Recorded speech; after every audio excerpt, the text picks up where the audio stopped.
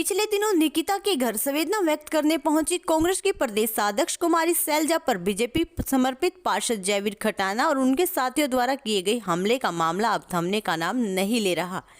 पहले कांग्रेसियों ने पार्षद और उनके साथियों पर एफआईआर दर्ज करवाई और अब जयवीर खटाना की ओर से भी काउंटर एफआईआर कांग्रेस के कई नेताओं पर एफआईआर दर्ज करवाई गई है, जिसे गुस्साए कांग्रेसी नेताओं ने प्रेस वार्ता कर चेतावनी दी है कि कांग्रेस कार्यकर्ता पुलिस कमिश्नर सहित कई बड़े अधिकारियों से मिलेंगे और उसके बाद हाई कोर्ट, सुप्रीम कोर्ट का भी दरवाजा खटखटाएंगे। कांग्रेसियों की मांग है कि उनके कार्यकर्ताओं पर की गई काउंटर एफआईआर रद्द की जाए और आरोपी पार्षद जयवीर खटाना के सारे काले कारनामों की फाइल खोल दी जाए। हरियाणा हेडलाइन न्यूज के लिए पूजा भारद्वाज की रिपोर्ट। और उसके अलावा भी 229 नंबर एफआईआर और है, 229 नंबर एफआईआर है। ये एफआईआर तीन एफआईआर इसके ऊपर दर्ज है, अभी भी जो विचाराधीन चल रही हैं। महिलाओं ने अलग कंप्लेंट कर रखी है।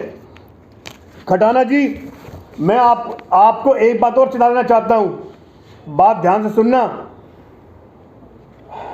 बात कड़वी है, मैं परशुराम पंडित हूं और ध्यान रख लेना। और इसके अलावा हमारे डिप्टी मेयर हैं बामला साहब, जो आपके ही गुर्जर समाज से संबंध रखते हैं, और हमारे दलित समाज के फरीदाबाद के सिरमौर अशोक रावल जी, बाबूलाल रवि जी, भाई प्रवक्ता जितेंद्र चंदेलिया जी, और इसके अलावा अन्य जो भी हैं, आपने इस बार जो पंगा लिया है हो चुकी है। आपको मैं पढ़ा लिखा हूँ, साथ साथ बता देना चाहता हूँ, चाणक्य वाली नीति पर चलता हूँ। फरीदाबाद और हरियाणा की राजनीति में चाणक्य की भूमिका अदा कर चुका हूँ। सुमित जी, तमाम कांग्रेसी यहाँ मौजूद हैं, प्रेस वार्ता की है, क्या उद्देश्य रहा इसका? आज जो हमने आप सबको यहाँ बुलाया है, आप लोग मीडिया के, हमारे राष्ट्र के, देश के, प्रदेश के चौथे स्तंभ हैं आप लोग, और सच्चाई को उजागर करने के लिए हमने आप सब लोगों को तकलीफ दी है। मैं साफ तौर पर क्या बता देना चाहता हूँ, जैसे कि आप सभी को मालूम भी है, हमारी आदरणीय प्रदेश अध्यक्षा, पूर्व केंद्रीय मंत्री कुमारी शैलजा जी अभी फरीदाबाद आई थी। बीच इलेक्शन छोड़ के सोनीपत का बड़ौदा चुनाव चल रहा है, उनके साथ हमारे हरियाणा प्रदेश के प्रभारी अपना विवेक बंसल जी भी आए थे, विधायक भी थे, और हम सभी ने उनके साथ थे। सिर्फ और सिर्फ बहन निकिता का दुख दर्द बांटने और उनके परिवार से संवेदना व्यक्त करने, उन्हें ढांढस बनाने और जल्द न्याय की मांग करने के लिए। तो वहाँ पर जब हम बैठे सब लोग, हमारी कुमारी शैलजा जी उनके परिवार से मिली, अंदर जाके उनकी निकिता की मदर से भी मिली। तो जब हम सब वहाँ से बाहर निकलते हैं तो मीडिया कुछ लोग बाइट ले रहे थे, जैसे हमारे नेताओं की, शैलजा जी की, बंसल जी की। तो उसी समय ये जयवीर खटाना नाम का पार्षद, निर्दलीय पार्षद जो बीजेपी को समर्थित है, वो आता है, बहुत उल्टा सीधा बोलता है, धमकी देता है। फिर हमने उसके हाथ जोड़े और आपको नहीं पता लव जात क्या, बहुत हर तरह से गालियां भी दी। हम उससे हाथ जोड़े, हमने उसको वहाँ से निकाला, जाति सूचक शब्द भी कहा, उसने सब कुछ कहा, धमकी भी दी।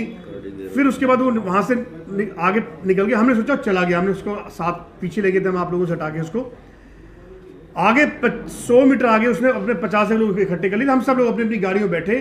जैसे हम सब गाड़ियों में निकले काफिले में, तो वहाँ पर उसने शैलजा जी की गाड़ी के आगे लेट गया, पहले तो बोनट के ऊपर, फिर उनके शीशे बजाए, सारी गाड़ी चारों तरफ से घेर ली, उन्हें जान से मारने धमकी दी, जाति सूचक शब्द भी कहे, और उसके अलावा ईंट बरसाए। उनकी गाड़ी के शीशे पे ईंट भी लगी, उसके भी निशान थे। तो हम सब लोग इतने में फिर हम सब लोग अपनी गाड़ियों से भाग के आए। तो वहाँ पर अपने रिंकू चंदीला जी, रावल जी, जितेंद्र जी, बाबूलाल जी, योगेश धिंगड़ा जी, गौरव धिंगड़ा जी, और हमारे सम्मानित डिप्टी मेयर बामला जी, इन सब ने उनको शिकायत एफआईआर दर्ज करवाई पार्षद के खिलाफ। क्या पुलिस ने उस पर कार्रवाई की है और आज का प्रेस कॉन्फ्रेंस का मकसद क्या है? क्या उस पर कोई संज्ञान लिया है उस एफआईआर? बड़ा कहने इसमें मुझे गुरेज नहीं है। पार्षद के खिलाफ एफआईआर दर्ज हुई थी, लेकिन पुलिस चाहते हुए भी कोई कार्रवाई नहीं कर पा रही। बीजेपी के सभी नेताओं का, मंत्रियों का दबाव है। और अब क्योंकि एफआईआर दर्ज कराने के अगले ही दिन जयवीर खटाना के एक प्रोग्राम में केंद्रीय मंत्री किशन पाल गुर्जर जी जाते हैं, कैबिनेट मंत्री मूलचंद शर्मा जी जाते हैं, मेयर जाती हैं हमारे फरीदाबाद की, और नेता जाते हैं, एमएलए जाते हैं। तो इसके जितने भी बीजेपी के नेता हैं उन सब ने पुलिस को दबाव बना दिया और उल्टा उसके उसी दिन हमारी एफआईआर के अगले दिन एक दिन बाद उल्टा हम सभी कांग्रेसियों के ऊपर एफआईआर दर्ज करा दी कि हमने आगे जाके बाद में आके उस पर हमला किया। आगे की रणनीति क्या है आपकी? आगे रणनीति है कि हम सभी कांग्रेसजन, हमारे विधायक, पूर्व विधायक मिलकर सीपी साहब से भी मिलेंगे, क्योंकि सीपी साहब का जॉब है अभी तक पता, उनको तो पता भी नहीं होगा कि उल्टा हम पे एफआईआर दर्ज करी है। सीपी साहब के बारे में जो अभी तक हमें पाया है कि वो सही काम करते हैं, गलत में ना बीजेपी सुनते ना कांग्रेस सुनते हैं। पहले हम उनसे मिलेंगे, उन्होंने नहीं सुनी, अगर वो किसी दबाव में आ गए डीजीपी से मिलेंगे, डीजीपी ने नहीं सुनी, हाई कोर्ट है, सुप्रीम कोर्ट है, पूरी लड़ाई लड़ेंगे। और जब तक इसकी गिरफ्तारी नहीं होती, इसके काले कारनामे बंद नहीं होते और हमारे जो कांग्रेस के भाइयों के ऊपर जो फर्जी एफआईआर, काउंटर एफआईआर जो दर्ज कराई वो खारिज नहीं होती, तब तक कांग्रेस के भाई हम लोग शांत नहीं बैठेंगे।